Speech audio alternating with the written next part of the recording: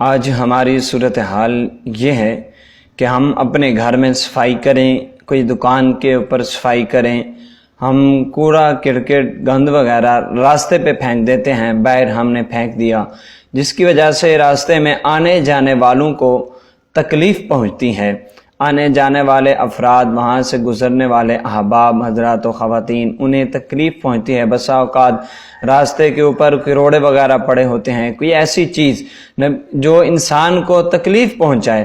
نبی اکرم نور مجسم شفیع معظم صلی اللہ تعالی علیہ وآلہ وسلم نے ارشاد فرمایا وَأَدْنَاهَا إِمَامَةُ الْآذَى عَنِ الطَّرِيقِ، سرکار نے ایمان کے شعبے اور اس کے زاویے بیان کرتے ہوئے فرمایا، نبی اکرم نور مجسم نے فرمایا کہ ایمان کے 70 شعبے ہیں، ان میں سے ادناہا، سب سے جو ادنا شعبہ ہے، فرمایا امامۃ الاذی عن الطریق، فرمایا راستے سے تکلیف دہ چیز کا ہٹا دینا ہے۔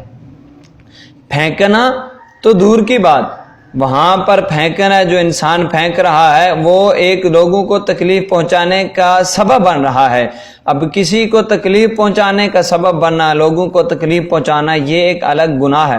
اور اگر کوئی اس چیز سے روکتا ہے، راستے میں پڑی ہوئی چیز کو وہاں سے ہٹا دیتا ہے، خود جب گھر کی صفائی کی یا اپنی دکان کی صفائی کرتا ہے انسان، تو اس کے اندر جو کوڑا کرکٹ ہے، کوئی چیز ہے جس سے لوگوں کو تکلیف پہنچے، اگر ہم اسے راستے میں ڈالنے کی بجائے، راستے میں پھینکنے کی بجائے ایک باسکٹ میں ڈال دیں، کوڑا کرکٹ دان کے اندر ہم اگر اسے ڈال دیں تو لوگ تکلیف سے بچ جائیں گے۔ فرمایا اس کا فائدہ کیا ہوگا؟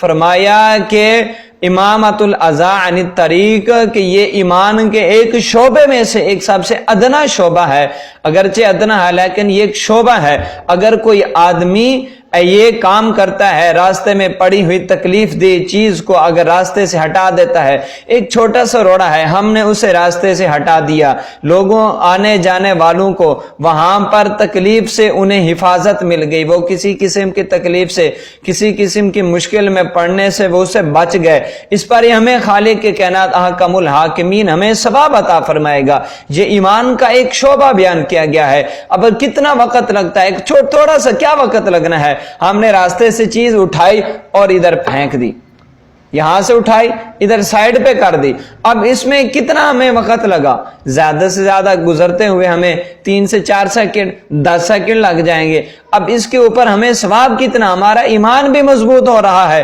ایمان کا ایک شعبہ اسے قرار دیا جا رہا ہے، ہمارا شعبہ اور ہمارا ایمان جو ہے وہ بھی کامل ہو رہا ہے، اس کے اندر بھی پختگی آ رہی ہے، اور اس کے ساتھ ساتھ خالق کے کائنات ہمیں ثواب بھی عطا فرما رہا ہے، لوگوں کو تکلیف پہنچانے سے بچانے کیا۔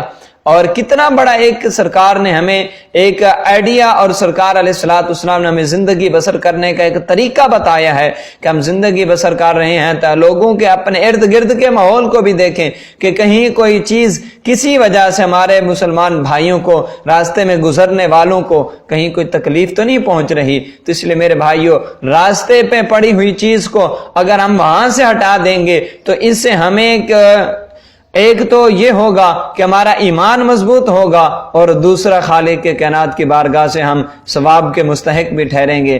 اس لیے پیارے بھائیوں، راستے میں پڑی ہوئی چیز، کہیں دیکھیں کوئی چیز پڑی ہوئی ہے، اسے اٹھائیں، سائیڈ پہ کر دیں۔ جب گھر کی صفائی کریں، دکان کی صفائی کریں، تو راستے کے اندر کوئی بھی چیز ایسی نہ پھینکیں جس کی وجہ سے ہمارے کسی مسلمان بھائی کو تکلیف پہنچے۔ ہمیں اس کا خاص خیال رکھنا چاہیے، ہمیں اس کے اوپر خصوصی توجہ دینی چاہیے۔